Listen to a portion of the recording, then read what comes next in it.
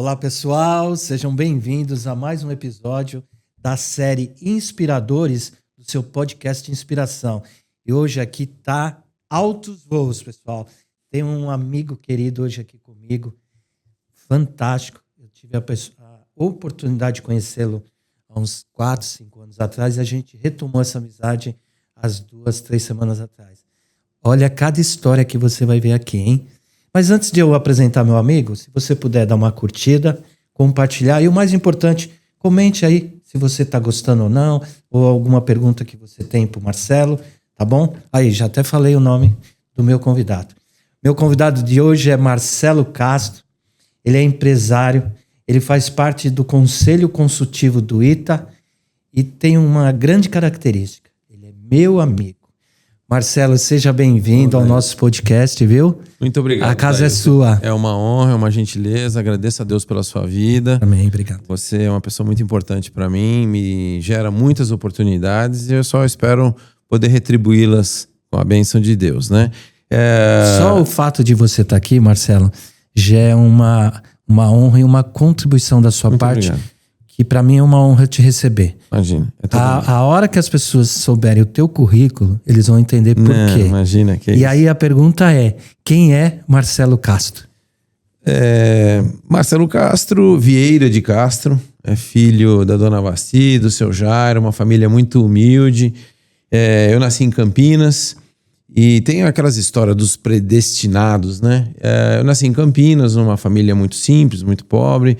Meus pais puderam dar tudo que eles tinham e tudo que eles tinham era carinho, atenção e amor, né? A gente não tinha dinheiro e o que sobrou para nós era estudar e trabalhar. E comecei a trabalhar muito cedo e fui estudar, nem imaginava que um dia fosse estar dentro do ITA, fui estudar em colégios municipais, estaduais, né? Que era de graça.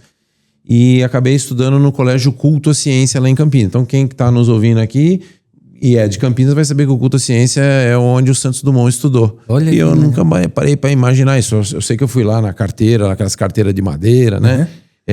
Pesadona, fixa no chão. Na sua época era 2 sentavam na mesma cadeira? 2 sentavam na mesma cadeira. Na minha era um só, mas na sua ainda era 2. A minha era comunitária. E aí, Dailton, eu estudei, fiz o colegial, fui fazer faculdade e o interessante é que eu prestei um concurso para trainee, era o primeiro programa de trainee da PricewaterhouseCoopers no Brasil, né? E eu acabei entrando, também não sei como, né? Deus fez um milagre lá, eu acabei sendo trainee. Isso me ajudou muito, a Price me deu muito conhecimento, a gente falava que ganhava mal, aí um dia o sócio principal da Price falou, não é que vocês ganham mal, é que a gente cobra muito caro pelo que ensina. E aí, enfim, eu aprendi muito da Price, eu fui para a 3M, fiz uma carreira bastante interessante, longa na 3M, cheguei a BU, Business Unit, Director da 3M Brasil, o equivalente a um vice-presidente. Trabalhei na 3M americana, trabalhei em algumas 3Ms pelo mundo aí também. Passei pela Itália, passei pela México, em algumas 3M. Depois fui para um grupo holandês chamado Royal Ahold, que tinha uma operação aqui no Brasil, no Nordeste. Era o Grupo Bom Preço, família Paz Mendonça, tal, uma família bacana também, foi uma época muito boa. E depois eu aposentei da carreira corporativa e montei uma empresa, como quase todo mundo faz, uma empresa de consultoria, né? De uma pessoa só. Hoje eu tenho a Digital Consulting Brasil há mais de 20 anos. Ela atua aqui no Brasil, nos Estados Unidos. E eu faço revisão de projetos e planos estratégicos de marketing, de mercado, análises para fundamentar M&A, né? Operações de fusão e aquisição. E há 2 anos e meio atrás, Dailton, eu resolvi escrever um pouco. E aí preparei um livro chamado O Futuro Não Será Mais Como Antigamente, que virou uma palestra. Tá, mas aí já a gente vai falar sobre isso. E aí foi isso, eu estou aqui hoje, mas eu coordeno, acho que hoje também a gente vai falar um pouquinho dos eventos, né? Vou chamar, mas antes disso, Marcelo, você me fez lembrar na tua fé. Pessoal, você viu que geralmente a escala de pessoas empresariais estão aqui, né? Hoje a gente está aqui, imagina. Né? Mas obrigado, Marcelo. E você me fez lembrar o seguinte, quando você falou da M&A, eu lembrei o dia que nós nos conhecemos. Eu fui ali no escritório na Vila Olímpia, você estava com uma franquia de açaí para os Estados Unidos E eu fui num dos maiores escritórios de M&A ali, mesmo. não foi? Sescom Barrier, É. Marcos Flash. E aí, inclusive, tava sua esposa, nós almoçamos ali. É mesmo, verdade. Obrigado, viu? Imagina, o privilégio é todo meu. Tô devendo uma. Não. Deus Mas, lhe pague. Marcelo, você disse que veio de uma carreira humilde, né? E eu digo o seguinte, você falou que não tem merecimento, mas é sim.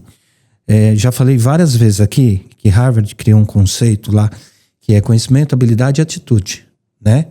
Então, o seu sucesso é conhecimento, habilidade e atitude.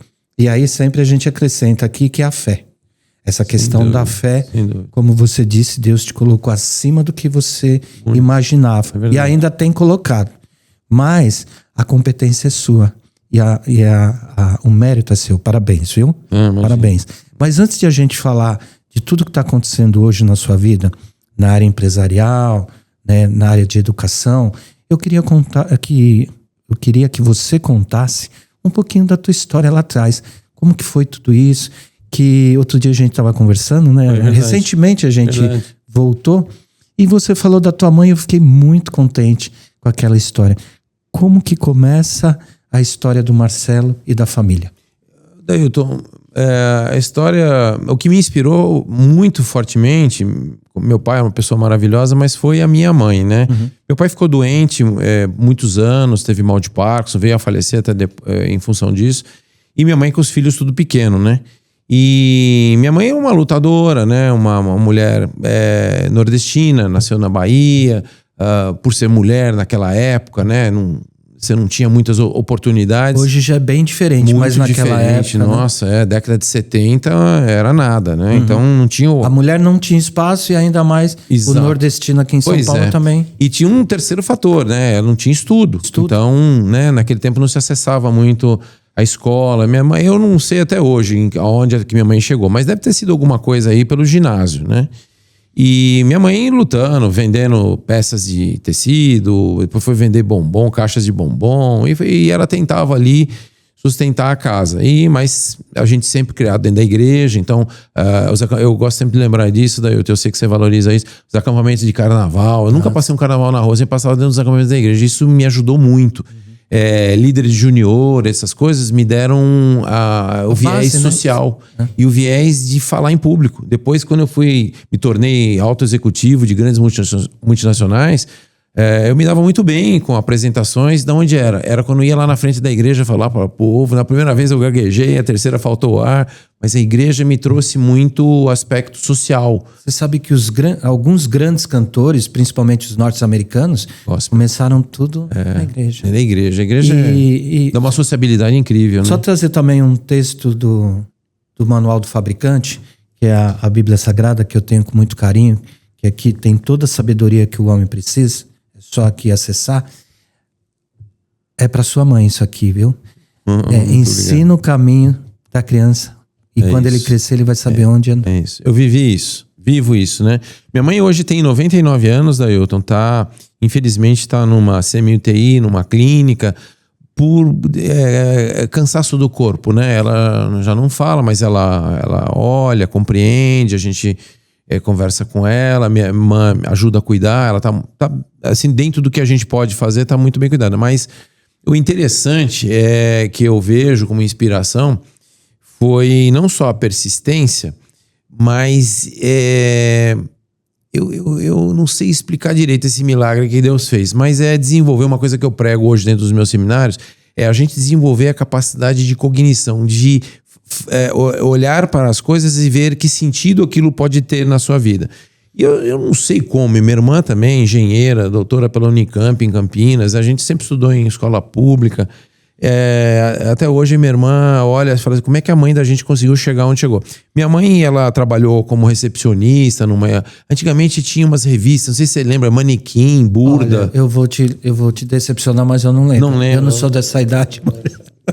Um dia eu vou te mostrar essa revista. Eu não era dessa. Eu vou te mostrar essa revista. Eu não era da moda. Tinha umas revistas que vendiam nas bancas e tinha uns moldes de costura dentro pré-pronto. Cheio de linhas, aí você media, costurava, pegava aquele molde, colocava em cima de um pano e cortava. Minha mãe trabalhou numa dessas empresas que fazia essas revistas e a necessidade fez ela ficar observando aquilo. E eu sei que um dia minha mãe falou, eu vou começar a vender moldes. E minha mãe começava, na cabeça dela, começou a desenvolver uns moldes que colocava em cima do pano, cortava, costurava, virava uma blusa, uma camisa, uma calça. E assim foi, persistência, procurando, né, sem muito fundamento, vamos dizer, acadêmico, técnico, científico. Mas uma visão empreendedora. Uma visão empreendedora e de superação, né?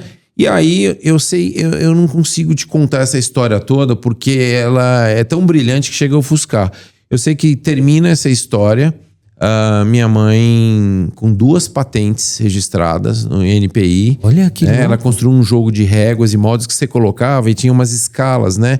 Dependendo do tamanho que você tinha uns pontinhos e você encontrava esses pontinhos, virava a parte daqui. Encaixava aqui, pela medida que você tirava, achava uns pontinhos. Minha irmã, que é engenheira, especialista em cálculo, falou, Marcelo, como é que a mãe da gente descobriu matemática? Então, eu só posso entender que foi um milagre de Deus de colocar isso na cabeça dela. Então, essa foi a história da gente, né? Olhar para uma mãe semi-analfabeta e ver quanto se consegue alcançar com esforço, com dedicação, mas acima de tudo, ela colocava sempre a igreja, a comunidade, e acima de tudo isso eram os milagres que Deus fazia, a gente acreditar em milagres. Legal.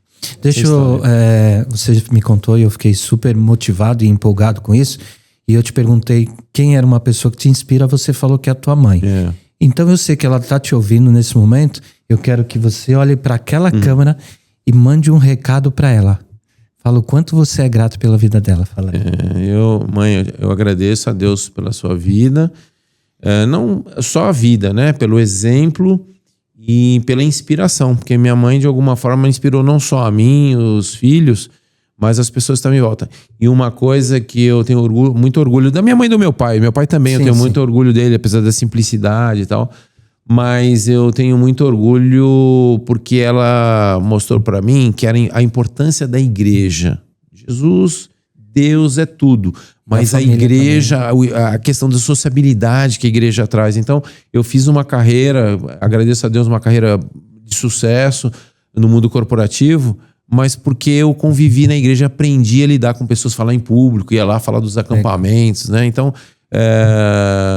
Deus, eu te louvo pela vida dos meus pais, em especial da minha mãe. Como que é o nome dela? Vasti, nome de uma rainha egípcia. Vasti, ó. Vasti Vieira de Castro. Vasti, Rainha Vasti. Rainha Vasti. Dona Vasti, ó. Eu sei que a senhora tá aí. Depois eu vou levar esse podcast pra senhora ver. Mas um beijo no seu coração, viu? Amém. Obrigado pela honra de ter criado esse moço aqui, ó. É toda minha. Podemos acabar já? Podemos ir embora? Podemos. Eu tô com a alma lavada. Obrigado. Mas você sabe que você falou da importância de Deus na nossa família, mas de Deus na nossa vida, mas a família é a base de tudo, né, Marcelo? A base de tudo. Daí eu sei o quanto você tem esse valor e esse princípio de família.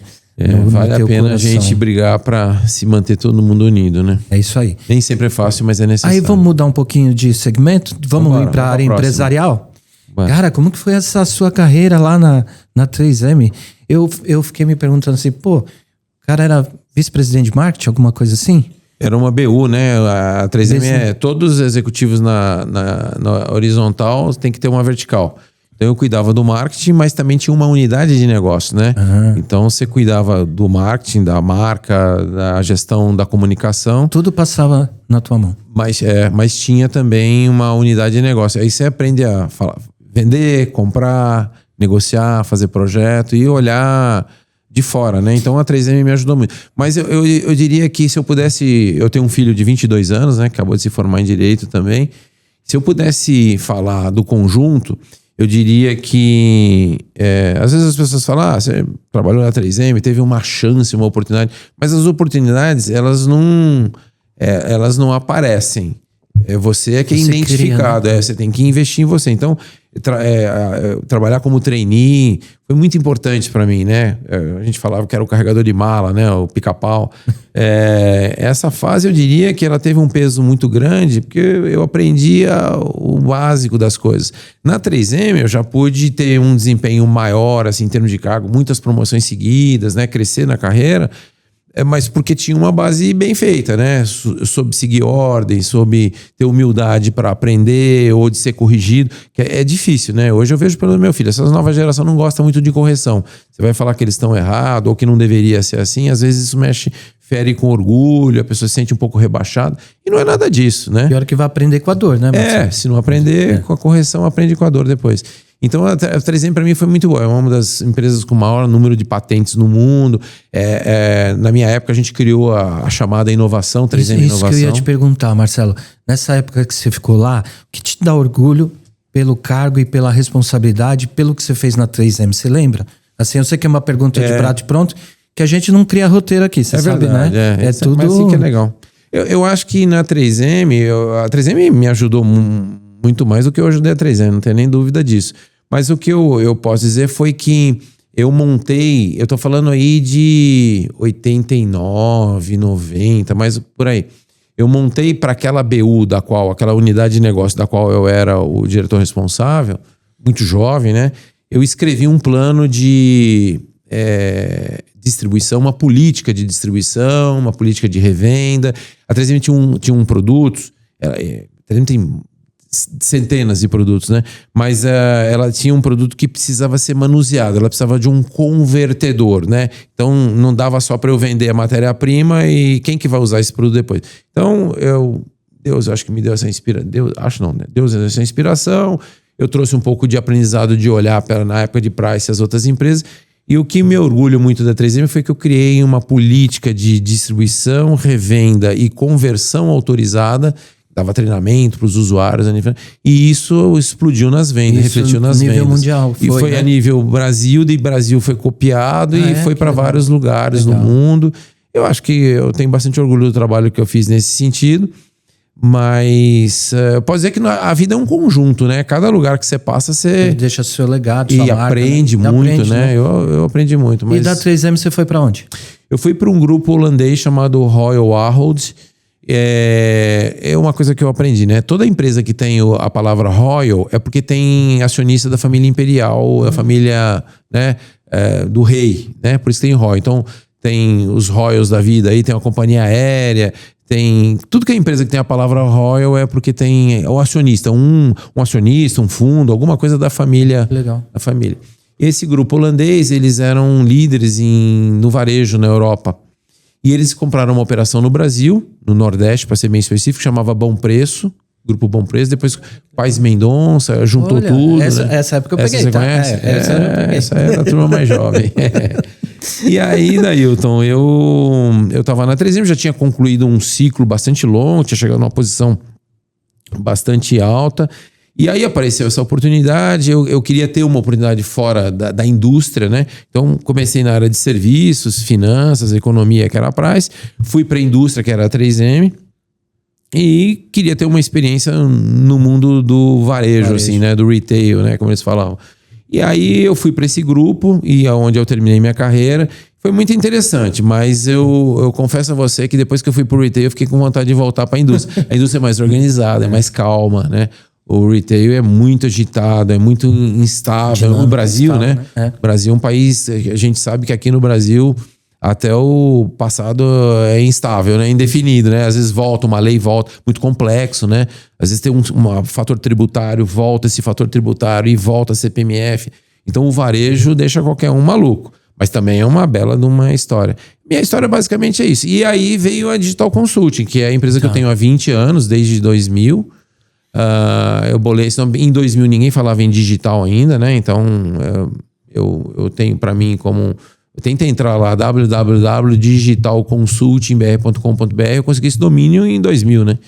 Então, porque eu já enxergava essa questão dessa evolução do analógico pro digital, eu já entendia que a gente ia para uma era digital, e hoje eu, nas minhas palestras no ITA, fora, nos Estados Unidos, na Europa, eu já prego que a gente já está na era pós-digital. A era digital é a era em que você se relaciona com a tecnologia digital. Como todo hoje já é digital, a gente está se relacionando hoje com máquinas. Às vezes você fala com uma máquina, essa máquina tem um machine learning ali que vai trabalhando com outras máquinas e depois retorna para você um conteúdo, uma imagem, um trabalho, uma análise, e aí você retorna de novo para uma máquina. Então eu reputo que a era pós-digital é a era onde não é a relação mais pessoa-máquina, e sim máquina-máquina, máquina-pessoa, pessoa-máquina, não é mais bilateral. Eu acho que a gente está num triângulo, num quadrado, no que você quiser, mas é máquina com máquina. Eu vou aproveitar esse gancho seu, desse momento atual que você está. Uma das ações, né, do segmento empresarial, tecnologia, governo, são as suas palestras, né?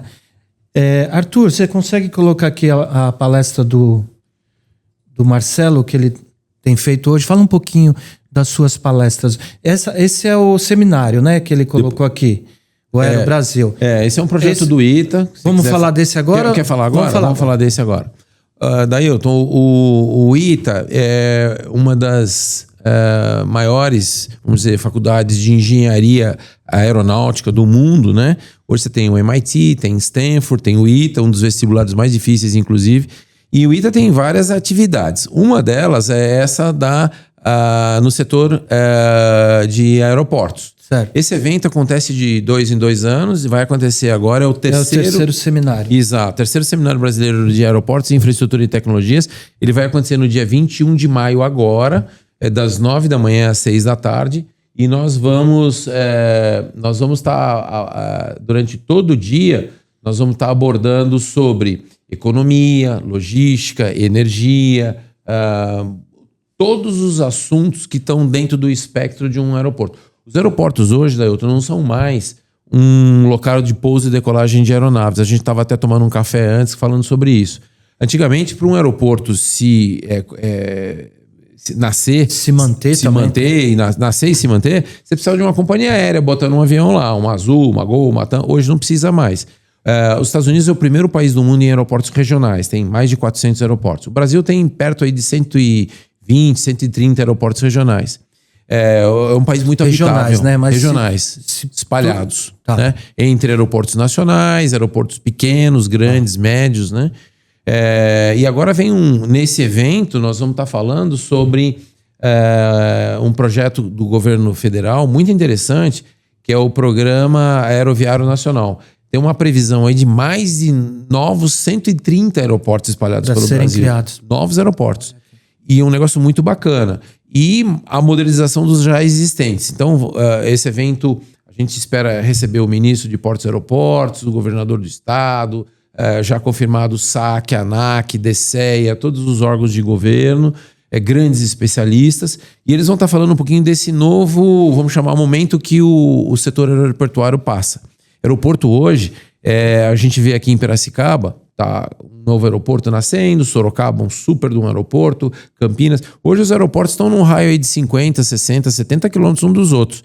E por que esses aeroportos estão tão próximos? Porque chegou uma nova onda tecnológica, é a onda dos drones e dos eVTOLs. Já vamos falar sobre isso também. Na sua explanação que você fez para mim, vai haver uma mudança nos aeroportos. Inclusive Congonhas vai mudar alguma coisa. Já é bom falar sobre isso? Vamos guardar mais um pouquinho? Não, é público sim, Dailton. O aeroporto de Congonhas, ele pertence a uma concessionária, uma das maiores do mundo, se não a maior do mundo, que é a AENA espanhola. Eles têm hoje o aeroporto de Congonhas, mas eles têm o de Recife também, tem uma série de outros aeroportos regionais, e Congonhas vai passar por uma transformação espetacular. O aeroporto vai dar um giro, vão ter, se eu não me engano, 27 novos gates, uma modernização completa, bolsão de entrada de Uber, de táxis e de carros, ou seja, a expectativa é que vire realmente um centro, no melhor sentido da palavra, nervoso, vai ter espaço de coworking, área gourmet, beleza, saúde, né? beleza, vai ter tudo lá dentro. Num lugar só. Num lugar só. Essa, inclusive, é uma tendência. Os aeroportos se transformarem, Dailton, num centro de relacionamento, numa plataforma de tecnologia. Por quê? Porque é um lugar onde você congrega, tem tráfego de pessoas, tecnologias, né? Você sabe uma coisa interessante, dita por especialistas, que se não fosse os aeroportos ou os aviões, não teria havido a Covid como pandemia. Sim, pandemia. Porque essa capacidade do aeroporto de uma pessoa sair de um lugar do mundo e chegar no outro muito rápido se deu exatamente por causa dos aviões, né? Mas, por outro lado, também foi o lugar por onde chegou a vacina.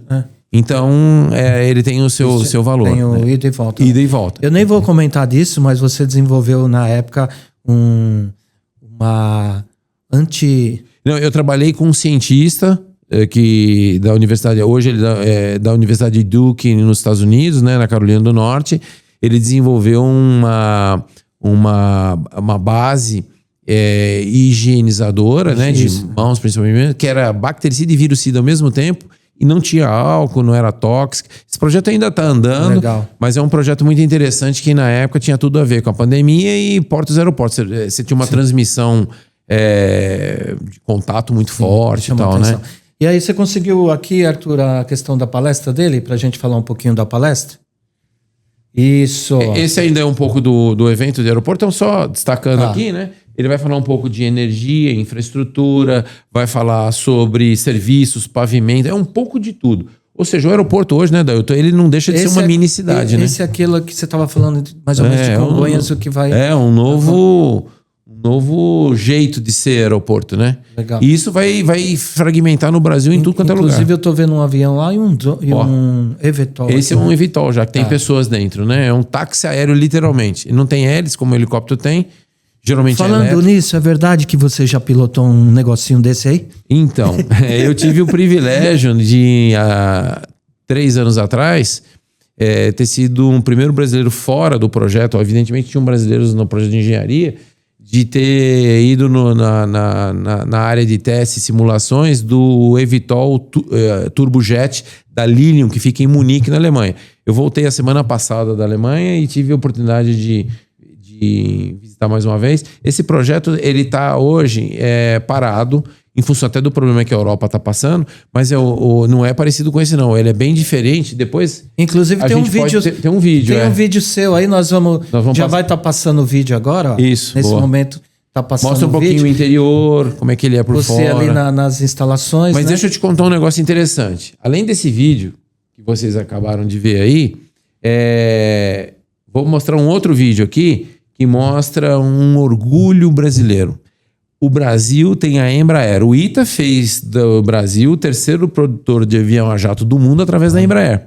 E a Embraer acaba de anunciar a sua fábrica em Taubaté, interior de São Paulo, já com quase 3 mil pedidos em carteiras. Eu falei esses dias para um amigo que era 100...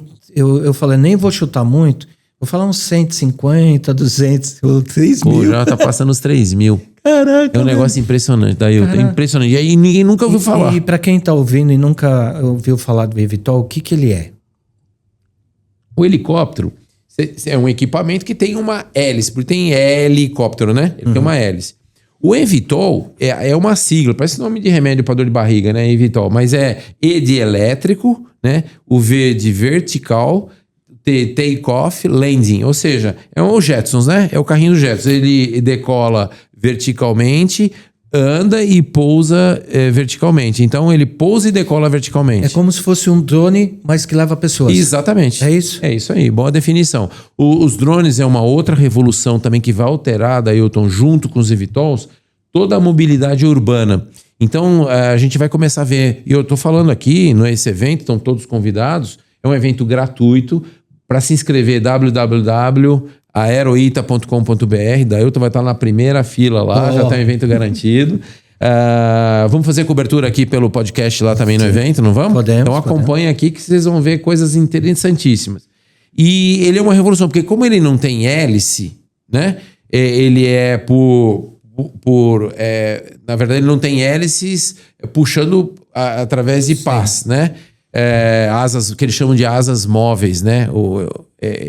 O eVTOL ele vai poder ter uma versatilidade maior.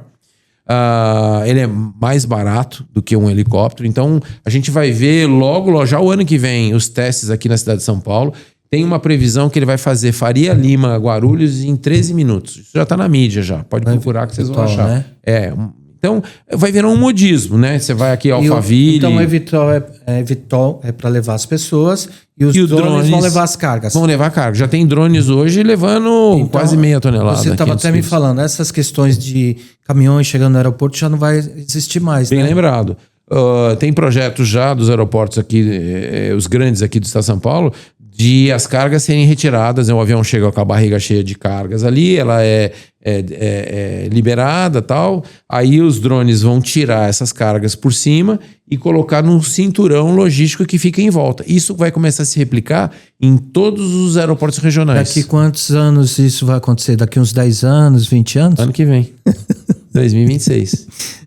Na verdade, a questão de drones, Dailton, para agro, por exemplo, para pesticidas, já está funcionando. Já funciona. Eu diria que a gente chega ao final do ano já com drones no setor logístico. Inclusive, na feira você vai falar um pouquinho do agro e dessa tecnologia, inovação, né? Nós vamos ter, Dailton, especialistas lá, palestrando. Então vai ter palestras para todos os objetivos, interesses.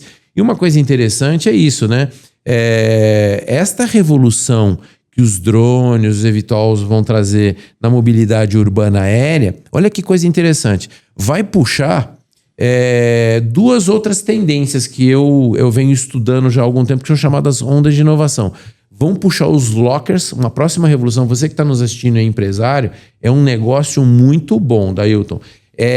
Os lockers eletrônicos, né, digitais, onde você põe ali uma carga, uma encomenda, passa o QR Code para uma pessoa, ele vai lá, retira por biometria. Então a gente vai ter uma nova malha logística a partir dessa chegada dessa tecnologia dos armários inteligentes, dos smart lockers, que já existem. Mas agora a gente vai ver isso popularizando e criando redes. Talvez numa proporção bem maior. Muito maior. Outra coisa que eu acho também, Dailton, que vai essa onda de inovação puxada pelos drones, pelos eVTOLs, é a necessidade, por exemplo, não vamos fazer merchan aqui, mas tem uma empresa sul-coreana que está trazendo uma tecnologia muito interessante e depois você vai contar. Solta que é surpresa. Você vai dar.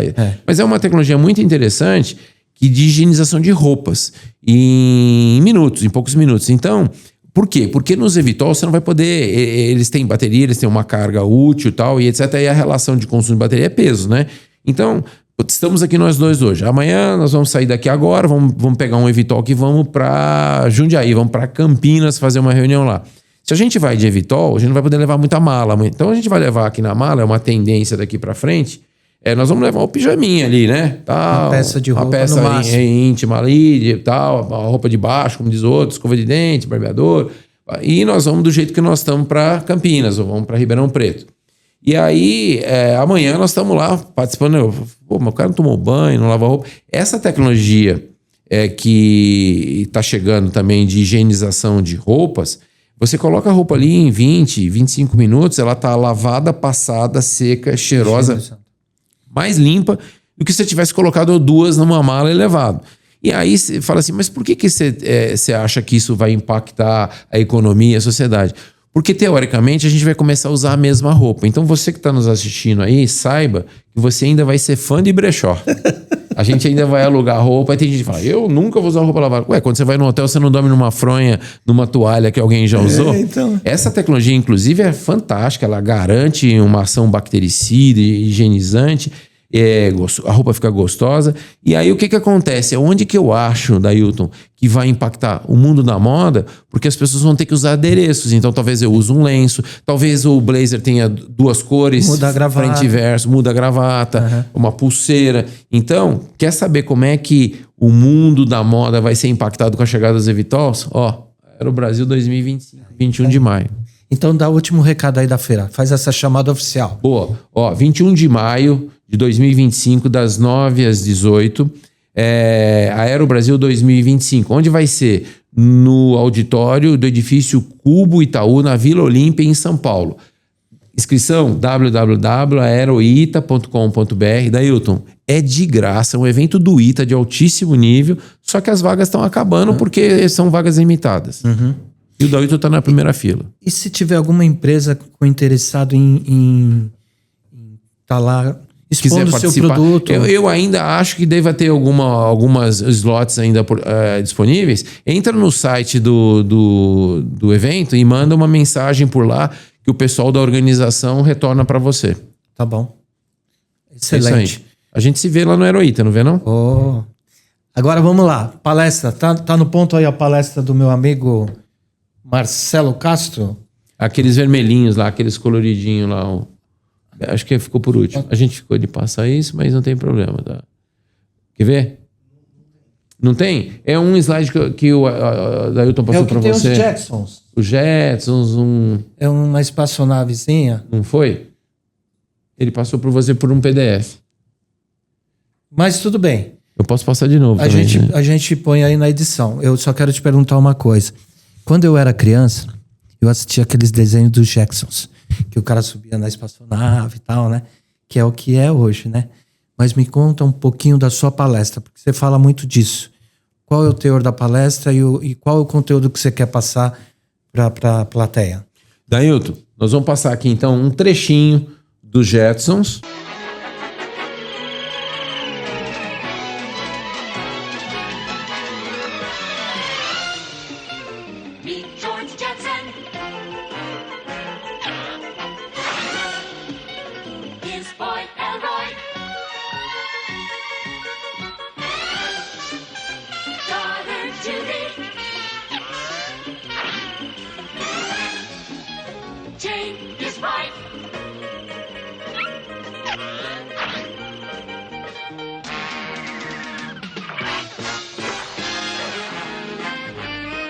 E em seguida nós vamos passar um trechinho do eVTOL Turbojet, aquele que eu te falei, que traz essa revolução. Então, do passado para o futuro.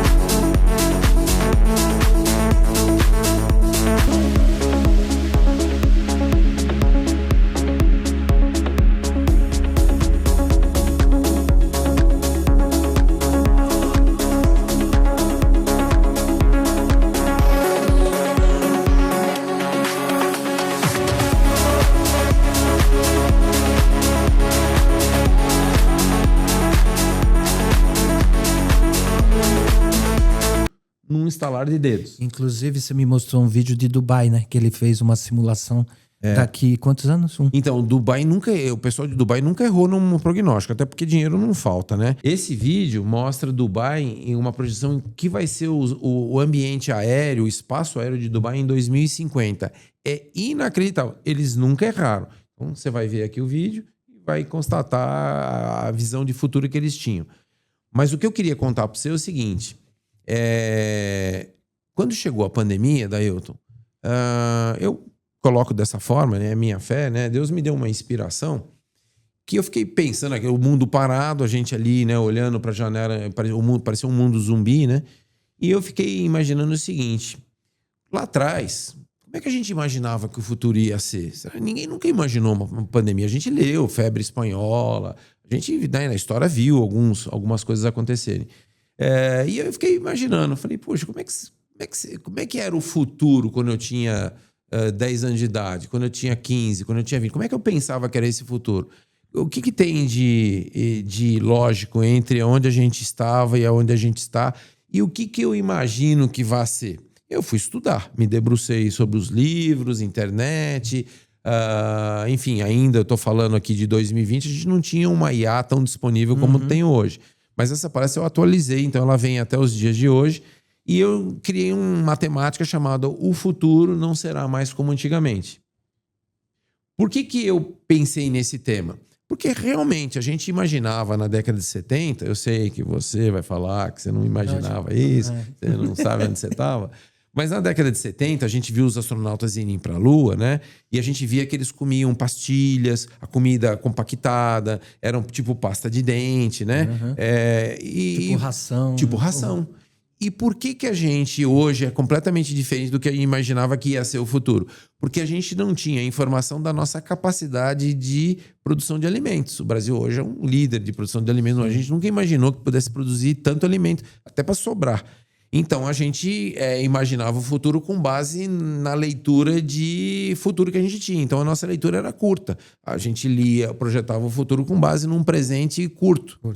E aí eu fiquei pensando, poxa, então a gente... E por que Hanna-Barbera, os criadores dos Jetsons, dos Flintstones, né? Por que eles conseguiram enxergar... Como é que eles conseguiram enxergar 62 anos na frente, né? O Jetson é de 64, né? 63 anos na frente. E aí eu fui ler sobre eles, né? E eles eram muito criativos, gostavam muito de ler, de desenhar, né? Os dois... E eles desenvolveram, eles não tinham esse dom, né? Eu acho que isso é um talento que a gente desenvolve. De cognição, capacidade de projetar as coisas e fazer as coisas fazerem sentido. Então, por exemplo, Cabral. Quando o Cabral chegou aqui no Brasil com as caravelas, os índios olharam e viram aquele monte de gente estranha ali, cheia de roupa, vestida, etc. Eles olhavam para as caravelas, aquilo não fazia sentido para ele. Ele nunca tinha visto, sei lá, o que é aquilo que está boiando ali, né? Então, eu acho que nessa nova era que a gente vive, na era da IA, no pleno século XXI, a gente tem que desenvolver essa capacidade de projetar o futuro, de fazer sentido, de desenvolver a capacidade cognitiva. E nessa palestra eu faço isso. Eu vou lá no comecinho da Revolução Industrial, mostro como é que a gente pensava, como é que a gente imaginava que ia ser o futuro, e vou andando, vou projetando o futuro do futuro, o futuro do futuro, e a gente chega aos dias de hoje. E aí, o quanto esse futuro que a gente está, o que a gente precisa para projetar e viver. Uma das coisas que o ITA ensina muito, o ITA tem uma filosofia de que você precisa aprender a aprender. No ITA não tem esse professor que fica lá dando aulinha na lousa, etc. e tal. O pessoal vai estudar, depois marca com os professores na sua sala, vai tirar dúvidas, mas o aluno ele é instigado, ele é forçado a aprender a aprender. A pensar e aprender. Aprender a aprender. Eu acho, Dailton, que essa fase que a gente entra agora da inteligência artificial, ela gera uma nova fase, e isso está dentro da palestra. O futuro não será mais como antigamente. Agora a gente precisa aprender a pensar digital, porque mudou a chave. Então, a pandemia ela não foi só um fato, um acontecimento histórico. Ela foi uma ruptura. Ela foi um momento de transformação da lógica humana. A gente antecipou coisas que a gente não sonhava que podia existir, como o home office, mas ela também trouxe, por exemplo, novos hábitos e costumes que a gente, por exemplo, vamos dizer um aqui, há 5 anos atrás, se alguém chegasse na farmácia e você falou, qual é o seu CPF, por favor? Você fala, por que você quer meu CPF? Não, me dá seu telefone, me dá isso. Hoje você faz isso com uma naturalidade, alguns até não gostam de fazer, porque a gente entendeu que dentro dessa nova era, às vezes quando eu dou alguns dados meus, eu me beneficio com recomendações, com indicações, etc. Mas eu quero fazer um parênteses aqui, uma provocação. Você já parou para pensar que quando você não paga para ter o benefício de alguma coisa, o produto é você? Então, nessa nova era digital, tudo que não é que nenhum paga, alguém paga para saber quem usa. Eu estou consultando o Google lá de graça. Tem nada de graça. Você está dando a sua navegação, você está dando a sua cultura de uso, hábito de consumo. Você está deixando alguma coisa. Então, tudo que você usar e não pagar, você é o produto. Ô Marcelo, e para quem é destinado essa palestra?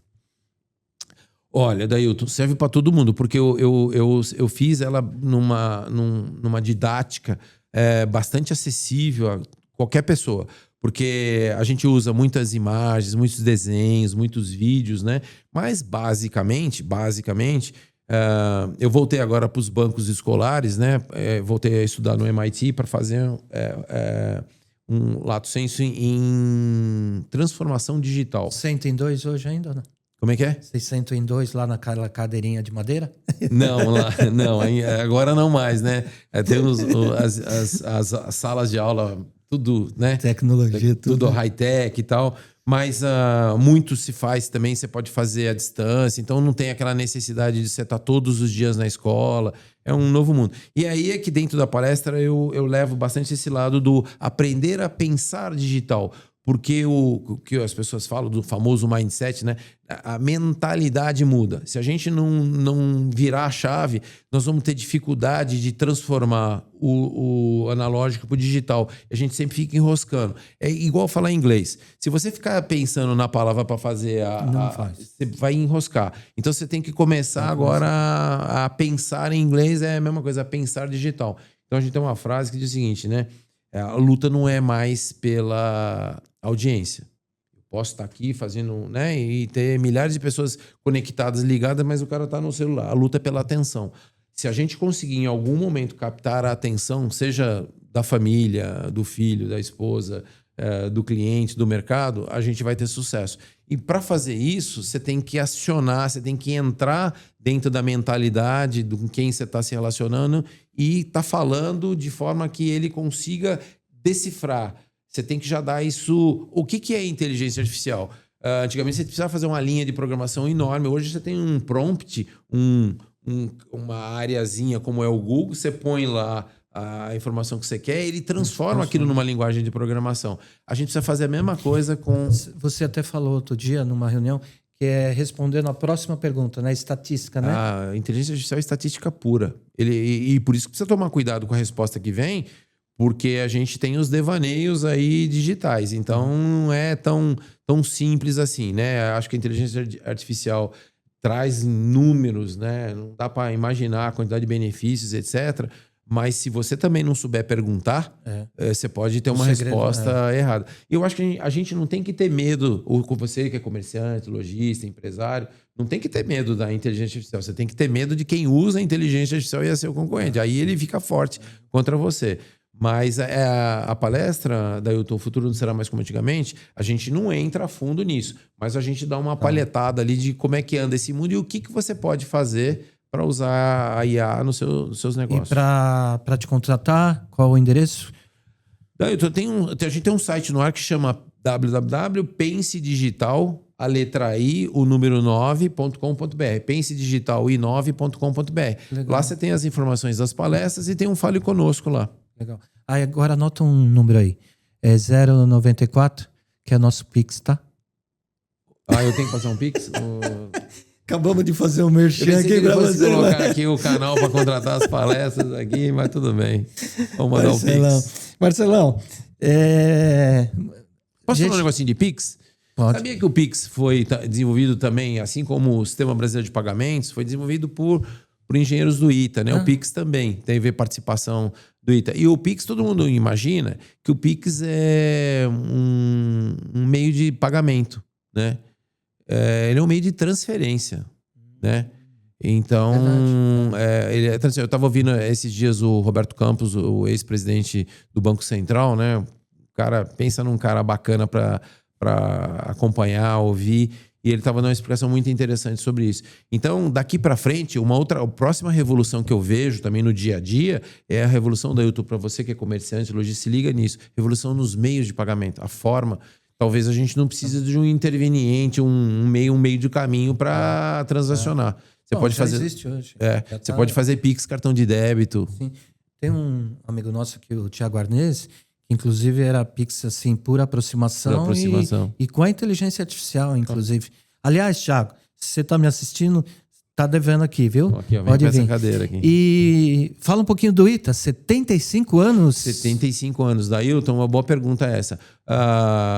O ITA, basicamente, tudo que se desenvolveu de infraestrutura tecnológica no país, de alguma forma, passou por dentro do ITA. Então, vamos começar lá atrás, né? Por exemplo, vocês sabiam que o túnel de vento que as indústrias automobilísticas no Brasil, Ford, GM, utilizavam para fazer os carros, era o túnel de vento do ITA, que tinha para a Embraer. Então, o ITA influenciou e fortaleceu a indústria automobilística. Olha que coisa interessante. As urnas eletrônicas foram desenvolvidas dentro do ITA por itanos, a pedido do STE, né? Os meios de pagamento, o SPB, Sistema Brasileiro de Pagamento, foi desenvolvido dentro do ITA. A Embraer nasceu dentro do ITA. A Embratel nasceu dentro do ITA, que eram estatais e se tornaram privadas, né? Então, as telecomunicações brasileiras nasceram dentro do ITA. Algumas coisas recentes. O ITA, 2023, se eu não me engano, 23 ou 24, tem um convênio já assinado aí com Boeing, NASA, MIT e tal. O ITA vai participar do projeto da nova nave lunar.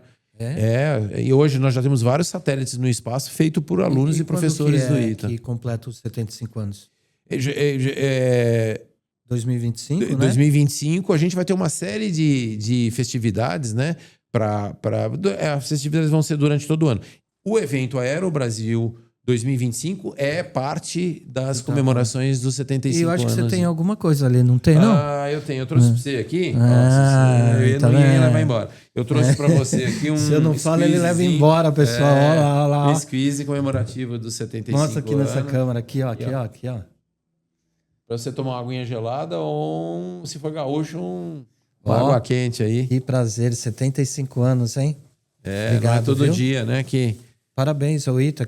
Parabéns ao ITA. Eu acho que é a maior instituição de ensino. Uma das maiores, com certeza, do país. Tem outras importantes, mas, enfim, ela tem uma contribuição significativa. E aí eu quero te retribuir, então, com um presente aqui, ó. Nossa livre inspiração, contado por 14 pessoas. Cada um aqui traz uma história. Tem um de cura, outro de...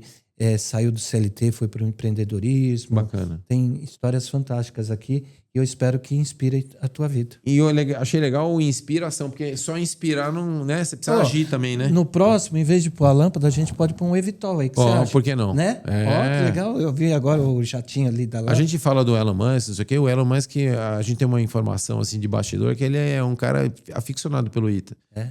Então... Ele já veio aqui? Ele teve, né, desceu em Sorocaba com o jatinho dele e tal, mas agora com essa relação dele política é complicado. Verdade. Não dá. Mas a gente sabe que ele é louco pelo ITA, e é fãzão do ITA. Marcelo, muito obrigado pela sua presença, mas eu quero aí que você deixe as suas considerações finais, sua mensagem, fica ao seu critério e à sua vontade que você manda, tá? Não, daí eu quero primeiro agradecer a Deus pela sua vida, pelo pessoal aqui que apoiou a gente na construção desse podcast. Depois eles vão matar, porque a gente só fica batendo na mesa aqui. Ó, Tem que cortar um monte de barulho, né? A gente fica à vontade. Assim que é bom, né? O mundo é melhor quando é mais à vontade, né? Mas o que eu posso deixar como um recado nessa nova era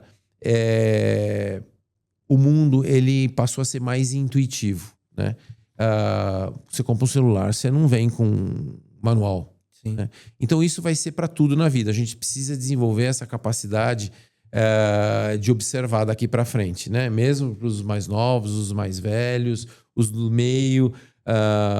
Então o que eu vejo é não ter medo da tecnologia, porque quando falaram que iam tirar os assessores dos elevadores, muita gente ficou pensando que fosse ficar preso nos elevadores e não ficou. Né? Na época da internet, que a internet... Não lute contra a tecnologia, faça ela ser o seu aliado. Em vez de você ir contra a maré do tsunami, surfe na onda. E é mais fácil do que você imagina. Participe de seminários, vá nos workshops, invista na busca do conhecimento, principalmente dessas novas tecnologias, porque elas não vão te sufocar.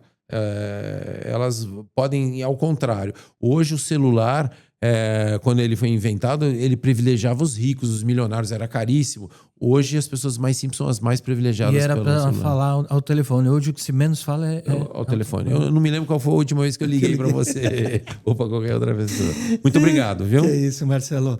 Marcelo, muito obrigado. Deus abençoe grandemente sua vida. É uma honra ter você como meu amigo, viu? É minha. E tamo junto. Tem projetos novos aí, né? E a gente se vê lá no Aero Brasil, né? Aero Brasil. Acompanha o podcast aqui, que vai ter um podcast de lá, não vai? Sim, chamar todas as autoridades, turma dos Evitols. Seria legal, hein? Trazer todo esse conhecimento. Vamos fazer um podcast ao vivo no evento? Pai. Agora. Feito, hein? Feito. Pessoal, muito obrigado. A gente se despede aqui do meu amigo Marcelo Castro, amigo querido. Amém, obrigado. E agradecendo você também pela sua audiência, pelo seu prestígio. Você sabe, Marcelo, que hoje eu tô na rua, os meus amigos falam: Dê, você tá ficando bom nesse cara aqui. Quero até mandar um abraço aí para os meus amigos, as minhas amigas que tem me apoiado. Muito obrigado. Eu não posso falar nomes aqui, porque seria injusto com todos. Mas fui comer uma feijoada sábado lá no barzinho perto de casa. Meu amigo falou, ô, Dê, você tá bem? Ele sabe quem é. Obrigado, viu? Um abração. Pessoal, até o próximo. Marcelo, obrigado. A gente se vê por aí. Imagina, eu que agradeço. Deus te abençoe. Eu abençoe vocês.